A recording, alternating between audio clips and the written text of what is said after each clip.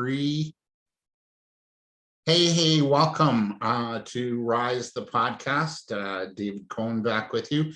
Our guest today is a very interesting woman. Her name is Ida Brown, and she is our guest and heads up the Keene Centre for the Arts just outside of Peterborough. And it's a small town theater at its quaint best. Well, Ida, welcome to Rise the podcast.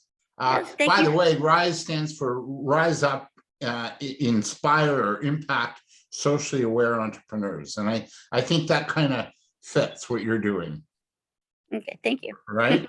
So what was your journey to becoming a theater impresario? You mean how did I get to this? How did you get to the Keene Centre for the Arts? And don't say practice, you know, like No, it wasn't that. It was when I was little, I loved to do plays a lot and did them with the kids in the neighborhood. And then when I had children, I started to do theater with all of them, all 5 of them. And I couldn't afford to put them into drama classes. So I sort of decided to do my own drama classes with with my friends, like other parents and stuff like that. And then we all took on roles of, like we all took on theater roles. We had the lighting person, we had some of the mothers acting in the plays. And so that we always had in the parts, like for example, Peter Pan, we always had Mrs. Darling be an actual, like an adult, right? So we never had like all just kids. We had the parents be the parents. And I realized that I could rent a theater and actually do plays. This was at Staircase Theater in Hamilton, and actually do plays kind of more like to the public, right? Which was for me like a dream come true, since I had been doing it like in my backyard when I was a kid for years and years. And then even in my house in Hamilton, I did it where my mom would play the piano and then the kids would do like Christmas pageants and all that kind of stuff. So then I realized that and got hired at art centers, rented the Fergus Grand Theater, different things. But when my dad was diagnosed with dementia, I moved to this area. And that was now, I guess, 6 years ago. Mm-hmm. And I looked for an art center that I could continue doing my work on and couldn't find one anywhere. So I rented the Warkworth Art Center. There wasn't anyone in there, but you could just sort of rent it. And finally, I sort of decided that it was time, if I could buy a rundown little building, that I could actually continue, because my husband said that all of the money that we made on doing the shows at all would all go to renting a place. So I thought, well, I'll just like get a little cheap place, and then that wouldn't happen. And so we saw this place, which wasn't expensive. And we had 2 houses because of like 8 kids together, divorced, blah, blah, blah. Like, so we had enough money. Like the Brady Bunch. So anyways, bought it. And then I was filled with sort of like, I was excited. And then when I realized that it was actually happening, it was almost like terror. I thought, oh my gosh, I can't do this. Like, you know what I mean? It was how did you get over the terror? Because you're right. It's been your dream all this time, and now it's here, and it's like, oh, now what? I got to do it. Well, to truth be told, it's weird. It's weird. You should say that, because I have not gotten over the terror. Right, like right now, I'm having on Saturday a full house of, it's going to be like 60 people or whatever, and I'm like getting the chairs from my mom's cottages. As you can, I'll just show you on the thing. As you can see, I'm going to gather all these chairs because I'm worried that the pews aren't comfortable enough. Right. Oh yeah. and I still feel that same terror. Like I'm thinking things like, oh my God, when am I gonna make the sandwiches on time? Like, even though everyone always thinks that I'm not terrified, every single play or production, and I looked it up, and it's over 200 shows or productions or musicals or whatever that I've done, and still each time I feel terrified. It's kind of crazy. It's totally crazy. Yeah. So But you anyway, so you haven't gotten over the terrors. no, How I do you still have, manage it then? Like, how do you manage to pull it off? So because I'm just determined, and I just in my mind, I think, okay, now to get this, make it so this works, I have to do this, this, this, and this, and then I have it all in my head, and then I just make sure to do it, follow the steps. and it usually works out, right? And it does, yeah. Yeah. So you said you're sold out for Saturday. That's amazing. Thank you. What would you know, what makes you successful? Like, I don't know too many places that sell out, yet you're sold out. So what is it what's your recipe for, your work at your theater that makes you so successful? Well, I don't really know if I really think of myself as successful, but thank you. Um, that one is because everybody wants to see the Carole King tribute, so that, right? Um, I don't know. I don't know if I think of myself as successful, but I have no idea how to answer that how to answer that question. But yeah. Well, so you've got, I guess, like, a band coming and they're going to do Carole King tribute, right? So Mhm. I think, is it the content you're offering? Is the mix of content that you offer? Because I know you have a lot of these tribute sort of shows, or is it just sort of that the community has embraced you, and right now there's not a lot going on? What do you think?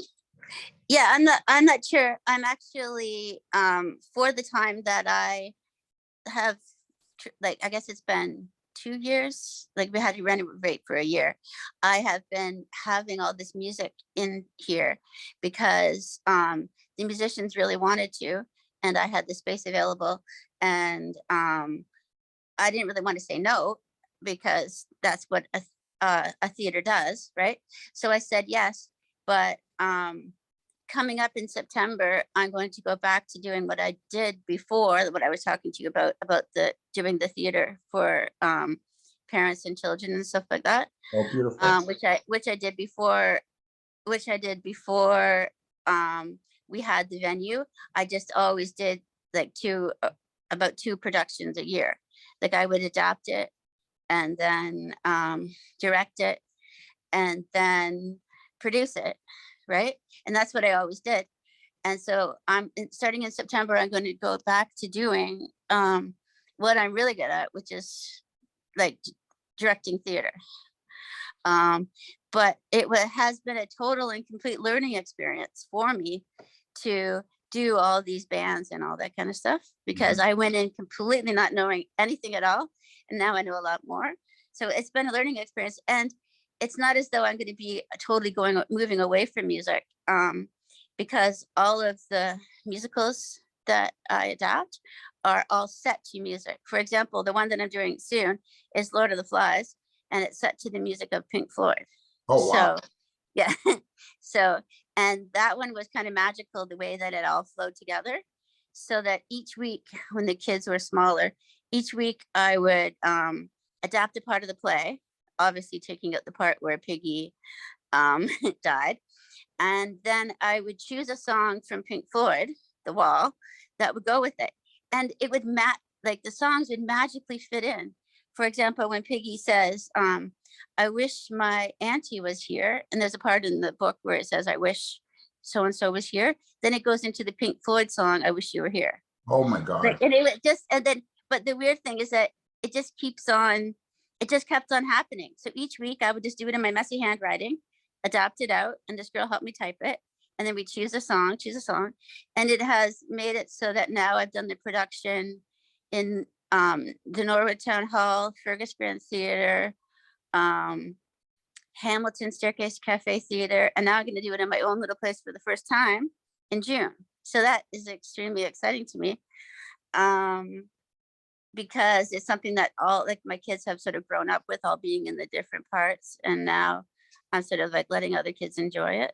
So some career consultants suggest that what we do at 6, maybe between 6 and 10 Yeah. years of age lends itself to what we do as adults.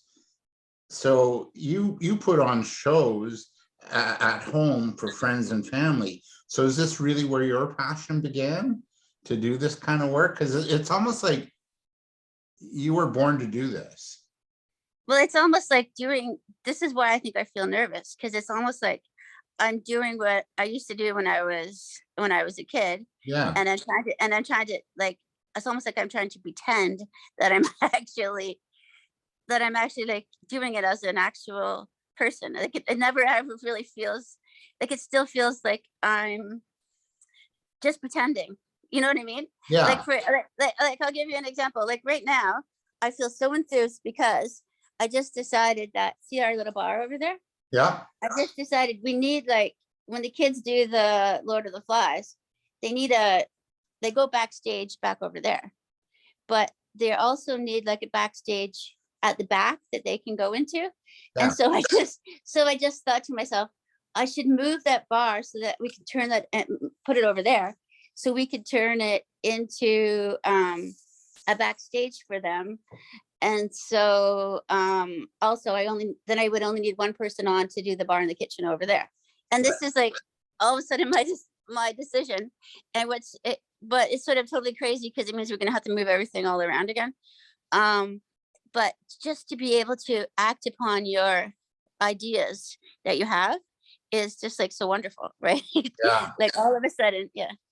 Is the fact that money is now part of the equation and people are paying you, is that what gets you a little bit, fearful and nervous? Yeah, it must be. It must be. I do have a weird thing about that. Yes. Yeah. Yeah. And Although when I was a kid though, I would charge money to the parents to come watch the shows we did, but it was only like, I don't know if it was like $1 or whatever. And then we just used the money to buy candy. That was like, right. And so I yeah. did the same thing. Yeah, you did that too. Yeah. Yeah. Whatever I earned went to candy. Yeah. Yeah. Yeah. What do you love most about this work? What do you love most about doing the work you do? So I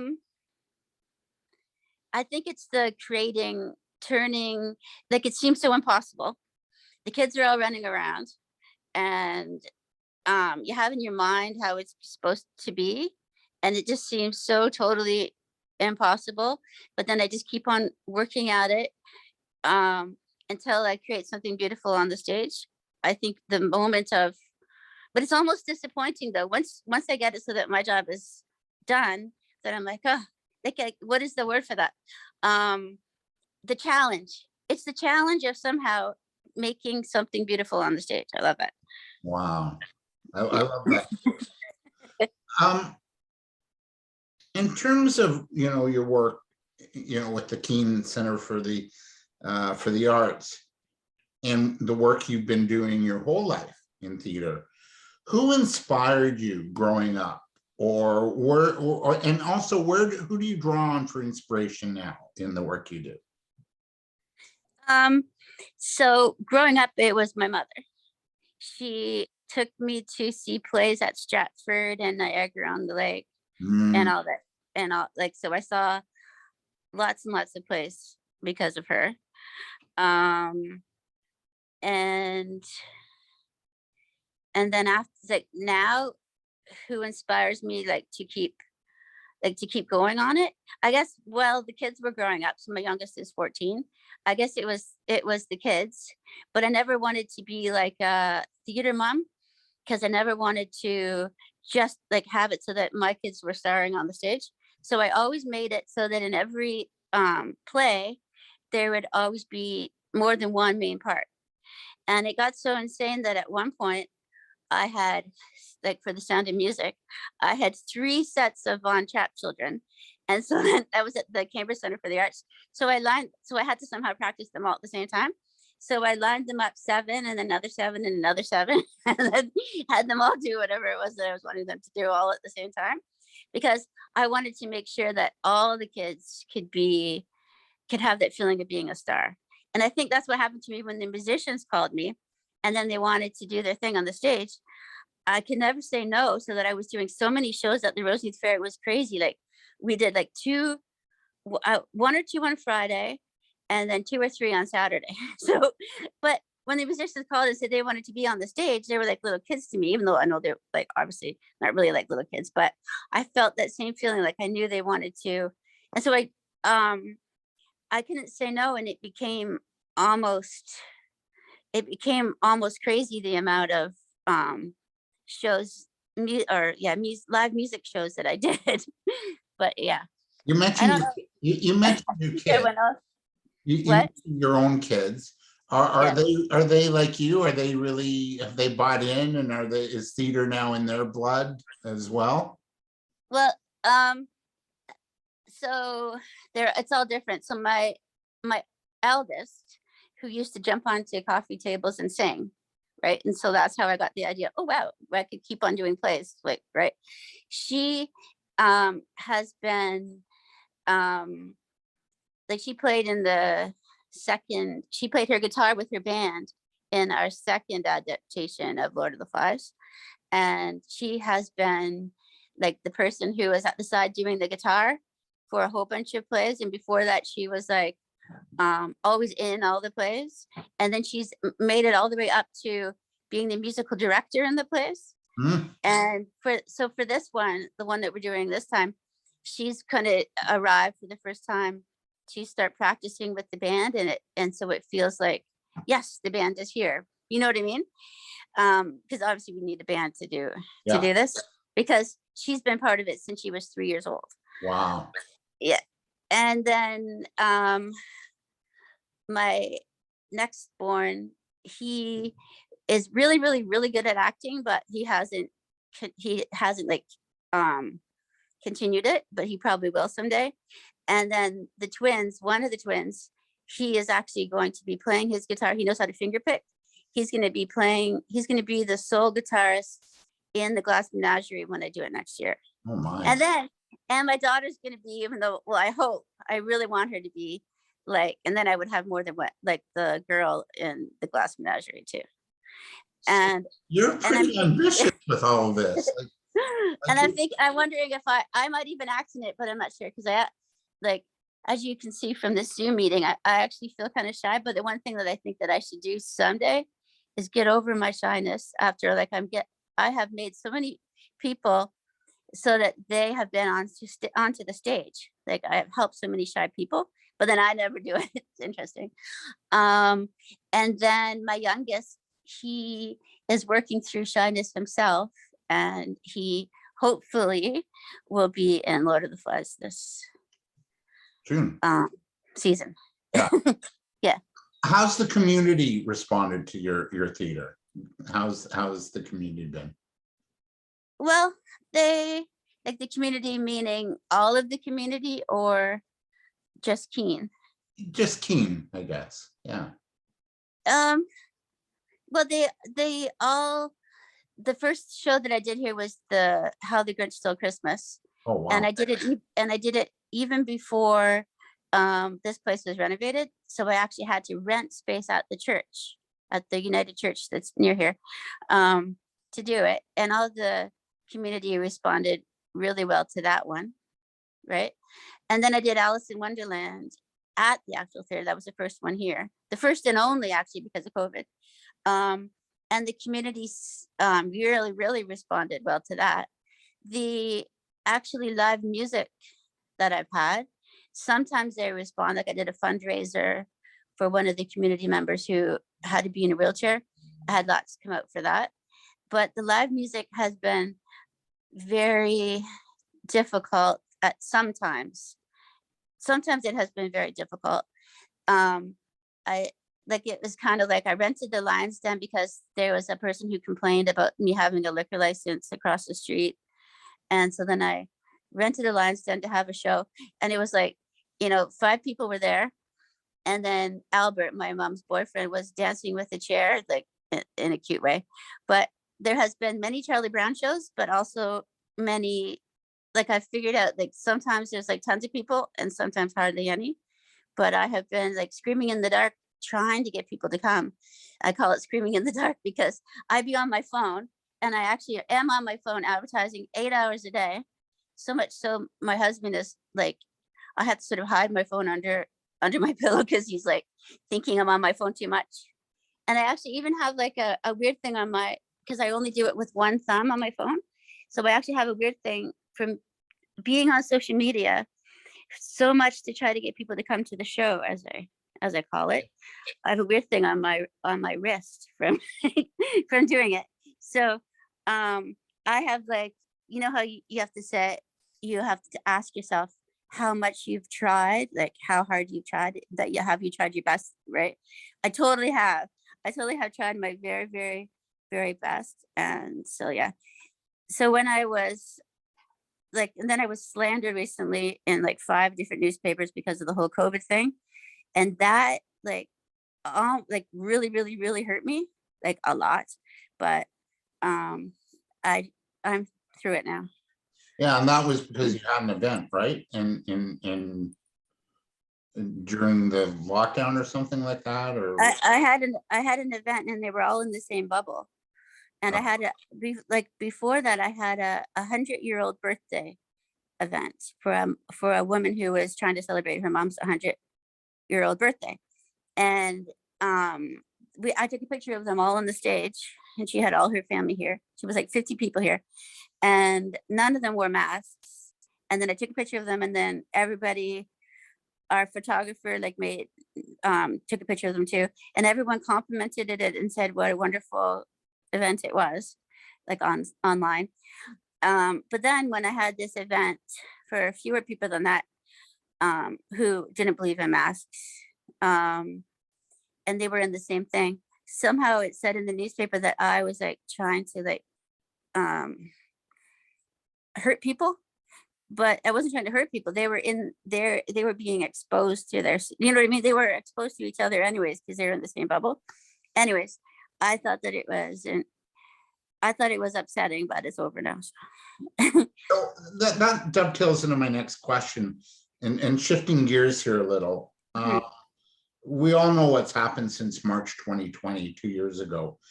It knocked the heck out of live music, theater, the arts, businesses. How did you manage to keep it together and not walk away? I had an interesting, I sort of an interesting time, because I did live streams, and then we would have background performers who was usually like my daughter and my mother and friends. And apparently you were allowed to film a live stream. That was still legal.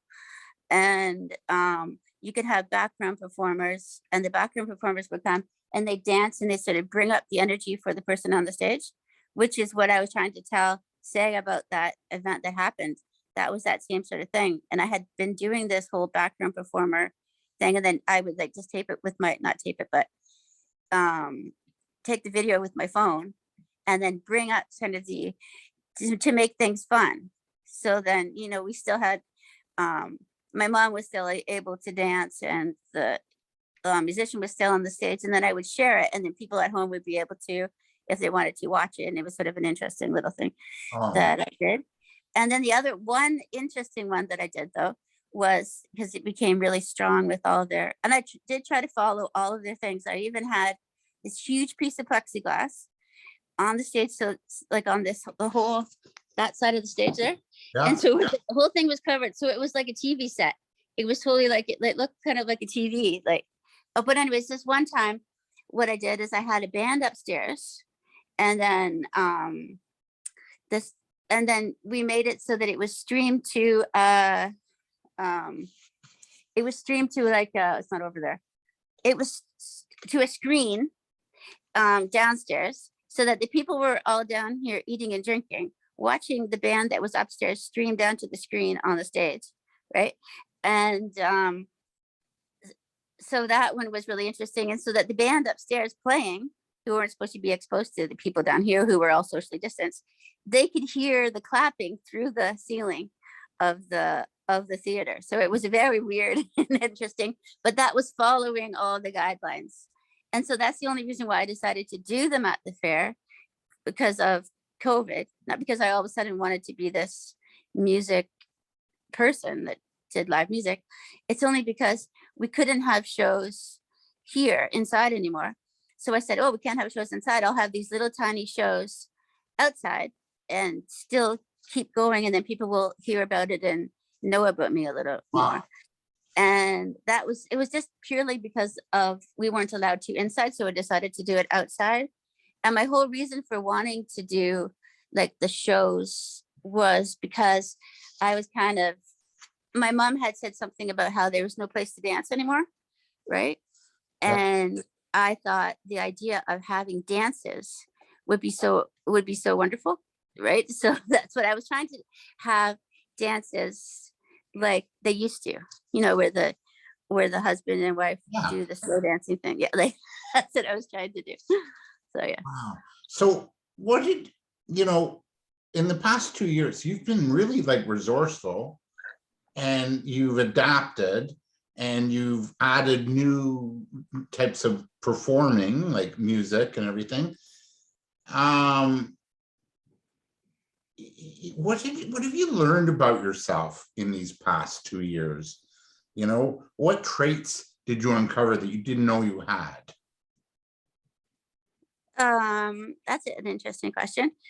I learned that how strong my passion for this is, which I must have known before, but it was just something I think maybe I thought that I did for the kids perhaps, but now I know that it's actually like a passion, right? I learned that I hate it when people hate me or whatever. You know what I mean? I guess everyone does, but it's really, really, Well, really. yeah, like if you're performing or you get rejected, it kind of hurts, right? Oh, I didn't get the part. Now what? Oh, I go back to waitressing. Yeah. And also, I don't totally love competition. I would rather like branch off into a totally different thing than like I would hate to be like, how there's gas stations right across the road from each other. Yeah. Like, and then they have to so the person driving will have to choose that one or that one. I would just feel that to be so uncomfortable, because then if you were never chosen, then you would just feel really, I just realized that, but at the same time that I say that I hate it, I'm actually doing it because obviously when you're in a business, that is what you do, right? So, yeah. Now, I teach youth entrepreneurs, Ida, and we're with Ida Yeah. Brown. She's the heads up the Keene Centre for the Arts in Keene, Ontario, which is just near the Peterborough-Lindsay area. So I teach youth entrepreneurs in my work. And I work with several like nonprofit organizations that help youth launch their careers and or start a business, right? And the one thing I've noticed in this work is that when youth are taking a course to launch a business, there's a lot of them that are getting into the arts, film, music, production, online production. And this has really been a business of choice for a lot of young people, I'm finding. What advice would you share with youth as far as making it happen in the business of the arts? What advice would you like to impart to somebody young wanting to get into this kind of field? I guess like your question before saying that I was successful, I don't know if you would really say that.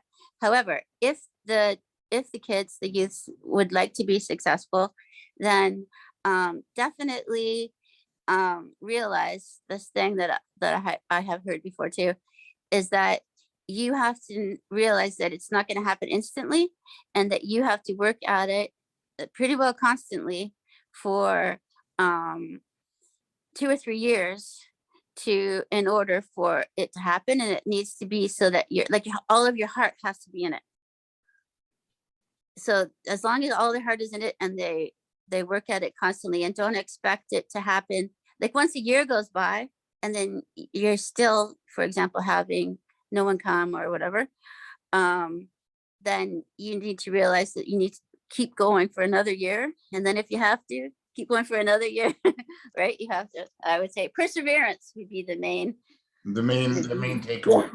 What Yes. about funding? Like, are you all self-funded, or have you gone to the government or the arts councils for grants? Like, what have you done around? I went to a place that talked to you about grants to try to see if I could get any, and they said no. Hmm. And I could become a nonprofit thing, you know how you could do that, but that's what the Cambridge Centre for the Arts that I worked for was. But there, when I said, could I do Lord of the Flies? And like, she said, no, you can't do that show here. You have to rent the place yourself and then do that show, because there's so many rules. And then the idea of having, after all the rules that I had to do to even renovate it and stuff like that, the idea of having that many rules, I think, is just too difficult. I decided that it would be too difficult, and I didn't want to have to ask them, can I do this play? And then have them say yes or no. I just wanted to do whatever play. So I don't have any, so we're not a nonprofit. So we've never got any money from anybody to do this. And it is really, really, really hard. We're just doing the taxes this year. And I guess I'm not really supposed to share numbers, but let's just say that I am unable to really afford to have any employees. That this is really a good idea why I'm going to put the bar in the kitchen over there, because then I can just, right. But but we're going to still keep going. My husband has to go away. He was sort of a free sound man before, so that obviously he would do it for free. But now we have to hire one because he's going to go away and work in gold mines up in Gogama. And so yes, funding would be nice, but I don't personally know how to get any. So Yeah, from my knowledge, I would apply to the arts councils, the Ontario. I emailed different people, but I somehow or other I didn't fit into any of the. Yeah, or a corporate sponsorships. There's a theater not far from you. I don't know if you used to go. I don't think they've done any live productions for 2 years now, but it's the Fourth Line Theater Company in Millbrook. Oh yeah, I've been there. Yeah, and they're amazing. And it's summer theater, it's outdoor theater. But they get a lot of corporate sponsorships and donors. So have you thought of that model? Membership, things like that? I feel embarrassed to go ask somebody to give me money to do it, because it's basically only me. It's not like I'm a whole huge theater place. You know what I mean? Yeah. So I don't know. Yeah. Yeah, something to work on. I'm sort of like, something to think about. Yeah, definitely. It's a busy season coming up. We're just near the end of our chat today. You've got summertime. It's a time for travel, staycations. What would you want our listeners and viewers to know about you, to support you, or to attend, or become patrons? So what would you like people to know about your work at the Keene Centre for the Arts? Well, we have 4 more live music shows this year. That they could go onto the website keencenterforthearts.com and check out that. There's another one in September, the Burnt River Band. And then after that, we're going to do like very kind of like different sort of things. We're going to have an underwear fashion show, right? We're going to have a haunted house, and it's going to be all 3 floors, the basement too. We're going to have vendor shows, gospel cafes, musical theater, nursery rhyme theater. There's a whole bunch of more. Oh, we're going to all dance in a circle around the Christmas tree and sing. Like, I have all sorts of imaginative ideas, because I finally have, after these 3 years or 2 years or whatever it's been, developed enough confidence to do my own programming. And so we're going to have lots of weird and wonderful things to do here. Oh, and our egg hunt went over. Like, we had so many people for the egg hunt, and we had eggs hidden in the garden. We had an artist who made all these beautiful wood carvings outside, and then inside they would trade their eggs in for toys and chocolate prizes.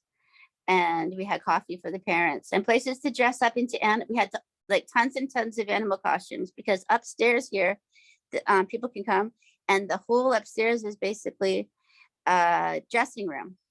Oh, my. So there's like, so because we've had 2 different places donate costumes to us, plus I had my own from the 26 years of doing theater. So we have like, it's stuffed full of costumes up there, and it's also licensed up there. So people could come here and try in a costume and like take pictures, and I can get photographers to take pictures of them. And we also have a playroom upstairs. There's a Pac-Man. There's a green room for the artists, and like for yeah, I don't know. It's very interesting here. They should come. And then this right there is the ticket booth, and it was actually once owned by John Candy. We went to buy it in Niagara Falls, Yeah. and he had salvaged it from a theater that had burned. And we went all the way to Niagara Falls, and the couple was getting divorced, so they didn't have enough room in their new houses for it. So Matt put it all together from these pieces, and there it is. That's our John Candy ticket booth. Wow. Yeah. You know what? I'm amazed. Like you're sort of very understated, and yet you're super creative. You're doing amazing work with the community, and yeah, it's just been and you're really super like resourceful, and I just wish you much success. It's just I love your journey and your story, and I see the delight in your face of entertaining people and bringing people together and community and togetherness. I really like that. Yeah. Well, thank you. That's very.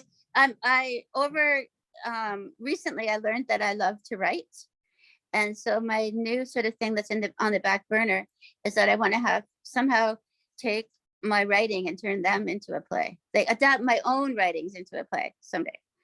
Well, just keep going, my dear. So that's, I just want to thank you. Thanks for being our guest on Rise. And for you watching, thank you for watching or listening. Next week, we're going to tap into Corinne Sunshine and hear about her journey, about bringing more play into our lives and work.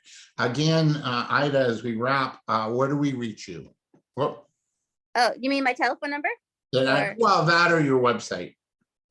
Keene Centre for the Arts.com. So it's KEENE Center for the Arts.com. Ida, thank you for this. Thank you for your time. Yeah, thank you for asking me. Oh, my pleasure. Okay, bye-bye. Thanks.